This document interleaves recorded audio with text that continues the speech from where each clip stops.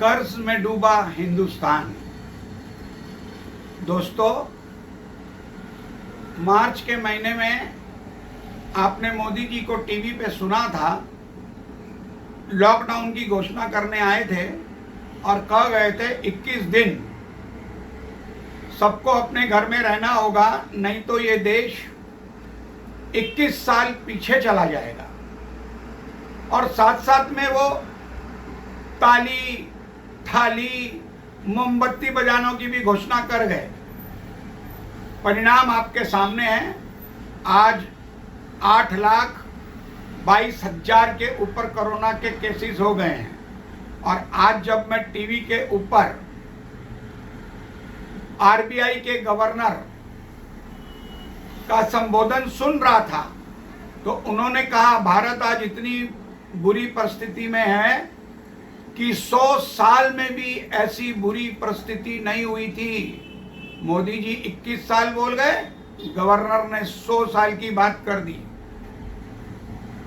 मेरे घर में जब मैं छोटा बच्चा था, आरती होती थी, तो आरती के समय मैं कड़छी और थाली लेकर के बजाता था। तो मेरी नानी मुझको डांटती थी, मेरे हाथ से थाली और कड़छी छीन लेती थी और गुस्से में मेरे को बोलती थी, ये थाली और कड़छी बजाने से रोजगार चला जाता है और घर की लक्ष्मी चली जाती है। तभी मुझे इतनी समझ नहीं होती थी। मुझे लगता था मंदिर में जो लक्ष्मी की मूर्ति पड़ी है वो चली जाएगी, इसलिए मेरी नानी बोलती है। आज मुझे ये बात का एहसास हुआ जब मैंने गवर्नर की बात सुनी कि मेरी नानी जो कहती थी उसके सत्य हो गया। मोदी जी ने थाली बजवाई और देश के 80% लोगों का रोजगार चला गया। अब एहसास हुआ। आपको पता है देश के ऊपर कितना कर्ज है। जैसे हम लोग अपना कर्जा नहीं देते हैं तो हमारी श्योरिटी दी हुई लोगों से कर्जा वसूल होता है। हमारे एसेट्स, हमारे मकान, हमारी दुकान सब आकर के बैंक सीज कर देता है। उसी प्रकार अगर विश्व से उठाए हुए लोन हमारी सरकार अदा नहीं कर पाएगी तो जितनी भी हमारी सरकार की संपत्ति है उसके ऊपर जो कर्जदार हैं उनका अधिकार हो जाता है और देश फिर से एक बार गुलामी की जंजीरों में चला जाएगा। मैं आपको बताना चाहता हूं कि हमारे देश पे कितना कर्जा मोदी जी ने कर दिया है।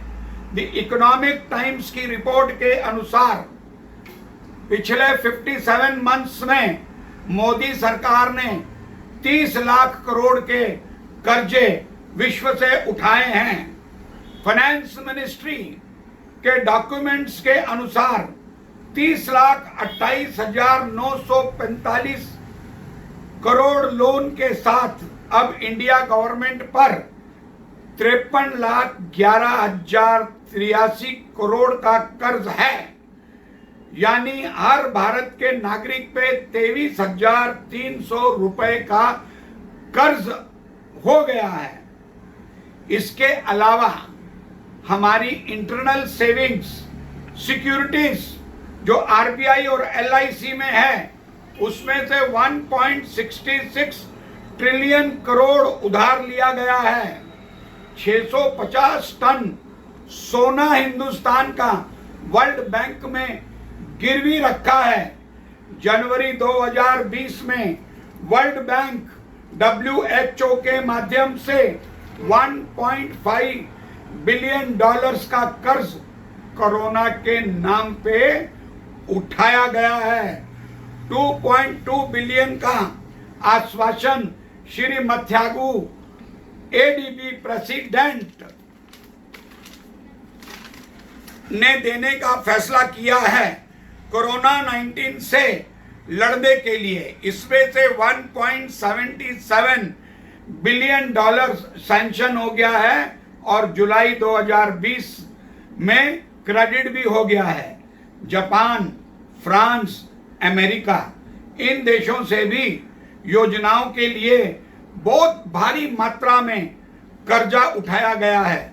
मसलन बुलेट ट्रेन की 159 ट्रेन्स को चलाने के लिए 89,500 मिलियन जापानीज यन का कर्जा लिया गया है जो भारत सरकार को 50 सालों में चुकाना है।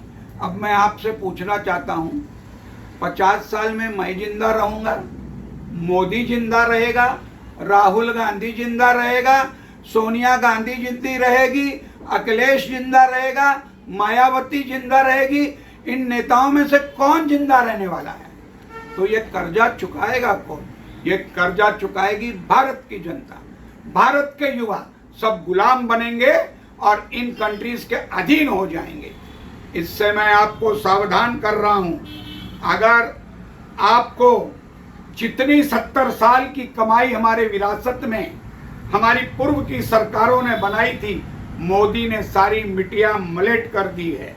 मैं आपसे विनती करता हूं, ऐसे बुद्धिहीन, दिशाहीन प्रधानमंत्री से सावध रहिए, कमर कसिए, वरना वो दिन दूर नहीं आपके और हमारे बैंकों के, लॉकरों के, फैक्ट्रियों के सबके ऊपर विश्व लोग आकर के ताला मार देंगे।